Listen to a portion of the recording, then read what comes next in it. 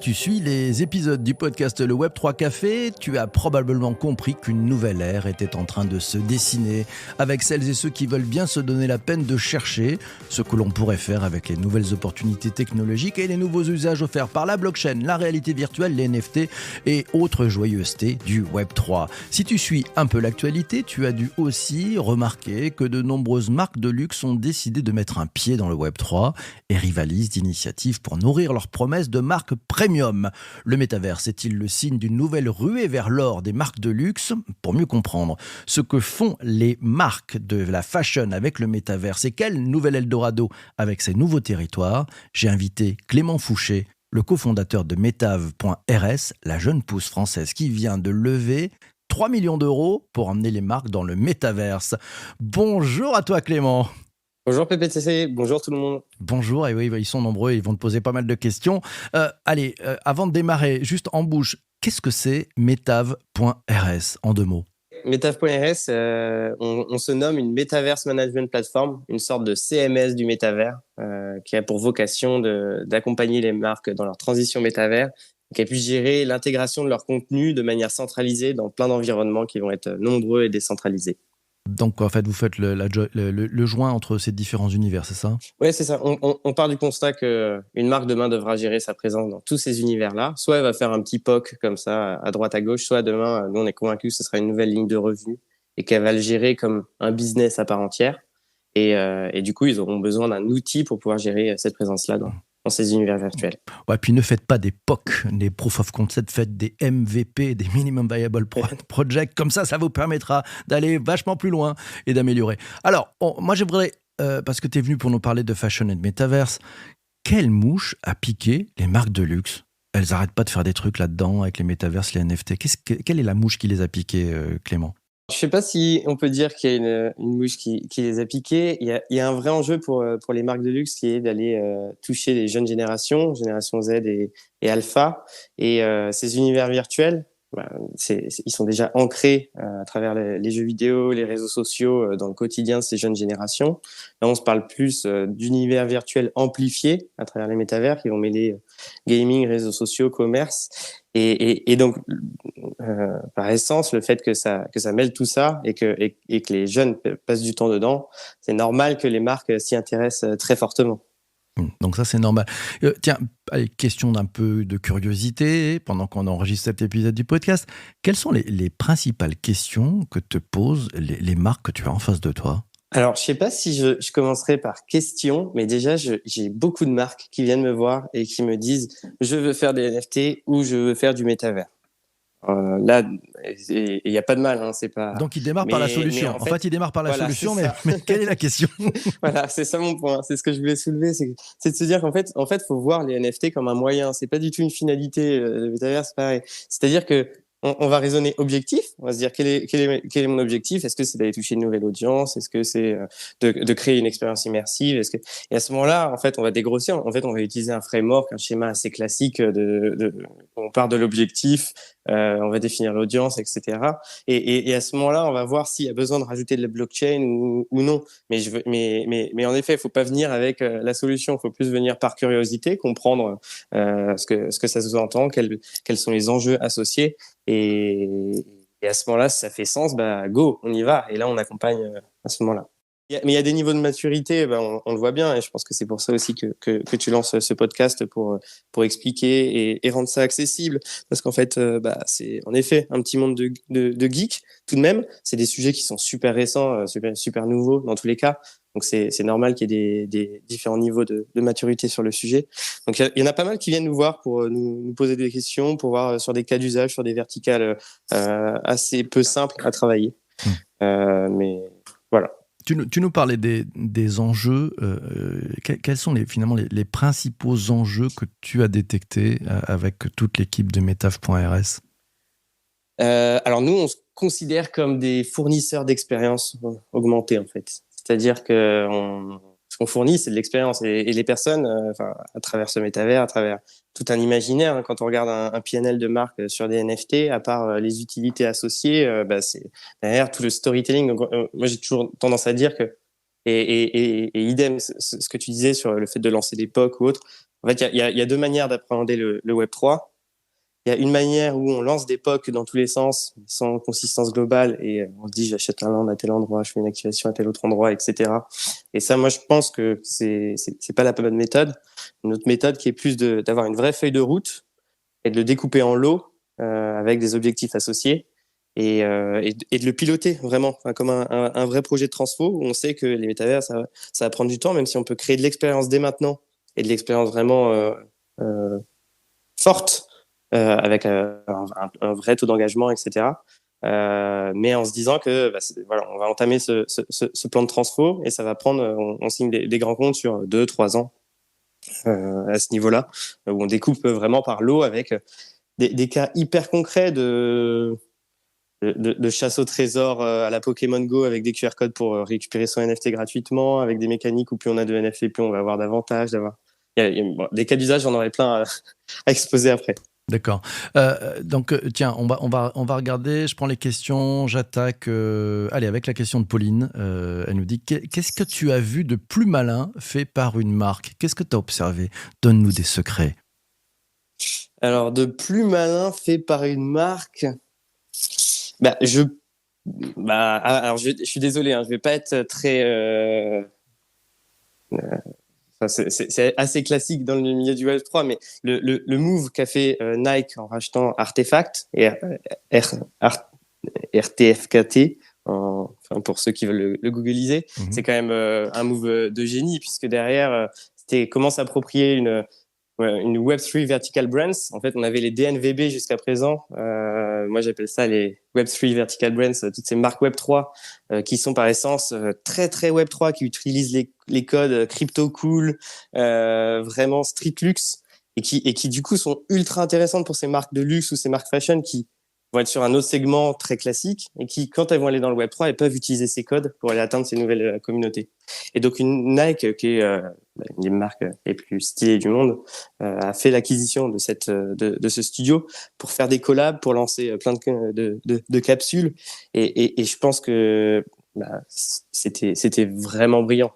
Donc, c'est pas le plus original, mais je vais réfléchir peut-être pendant le podcast à d'autres activations plus tactiques ou plus comment activer assez facilement, assez simplement avec de grosses retombées. Il est parti en tâche de fond. On est parti en tâche de fond. Allez, autre question, c'est celle de Christian qui te demande comment, avec l'équipe de Metaf.rs, vous en êtes venu là. Quelles ont été vos expériences passées qui vous ont dit, tiens, allez, on monte cette structure?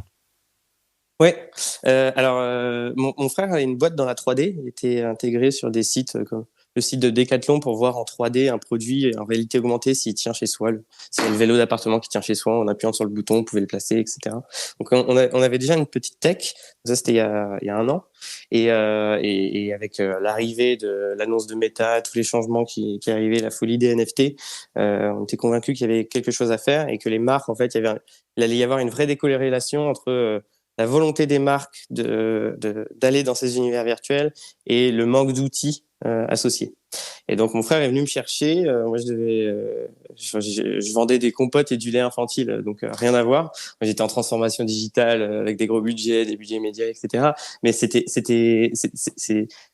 rien ne me prédestinait à entreprendre avec mon frère. Donc c'est une aventure familiale, c'est cool. Et le CTO était aussi dans l'aventure avec mon frère.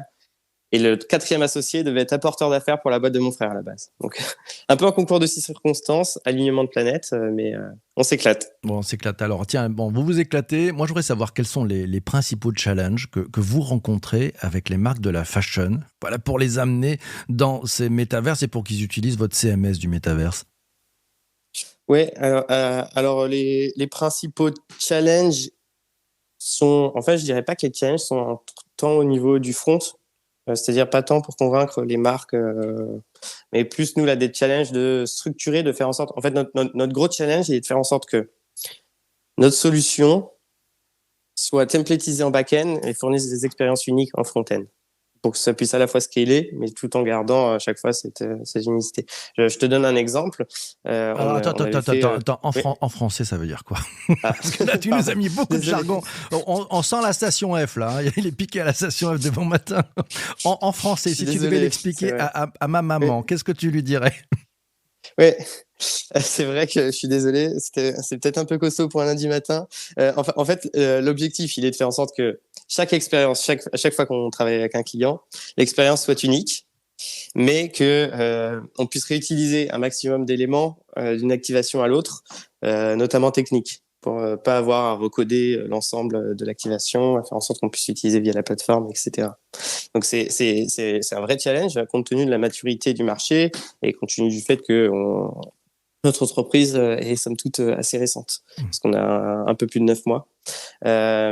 Et donc, et pour donner un exemple, on avait fait pour Metaverse Summit un NFT qui Mhm. était intégrable. Alors ça, ce sera peut-être pas accessible pour moi-même. Intégrable cross métavers. Donc c'était un méta jacket. On pouvait mettre. Donc on avait sa version classique.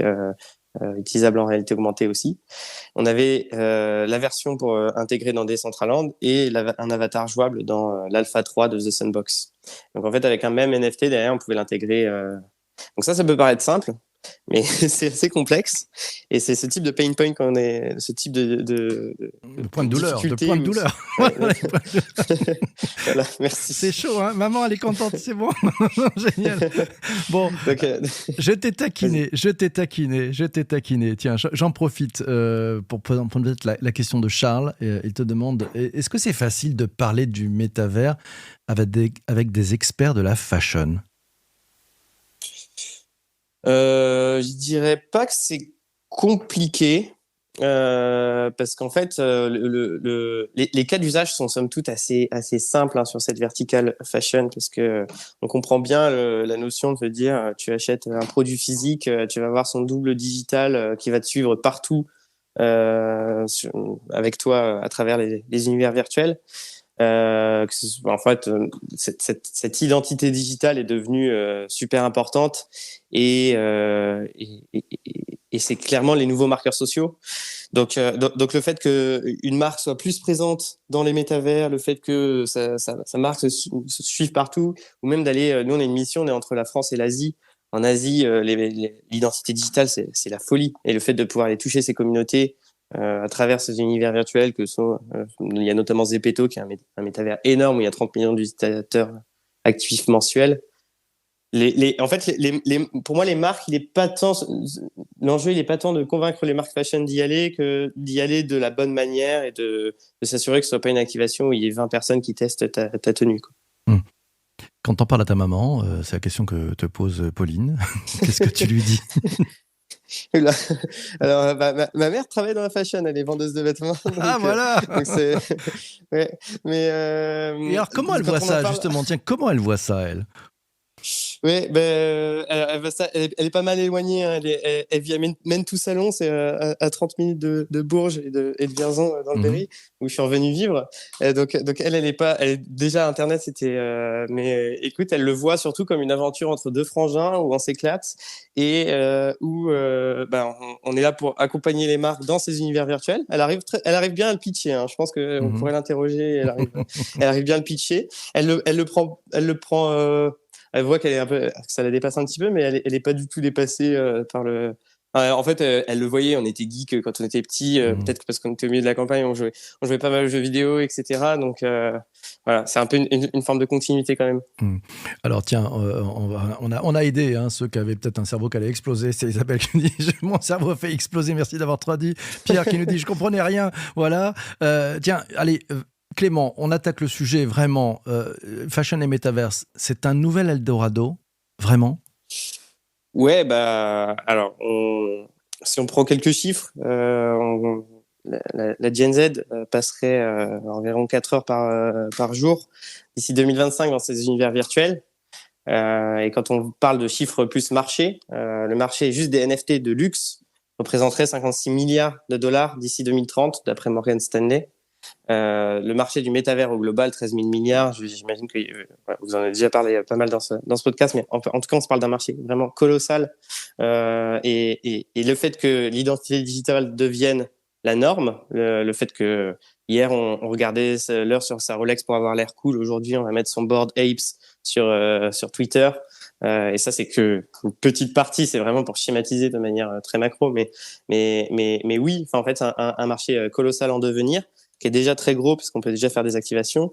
Donc les marques de fashion, ils vont à la fois pour actuellement faire des RP, mais demain vraiment pour que ce soit une nouvelle ligne de revenus comme on a le e-commerce et le retail. Je suis assez convaincu. Allez, tiens, dernière question, c'est la question de Vincent. Il te demande, est-ce que le démarrage mitigé des métavers ou du métavers vous fait réfléchir ou voir votre modèle économique différemment d'il y a 9 mois?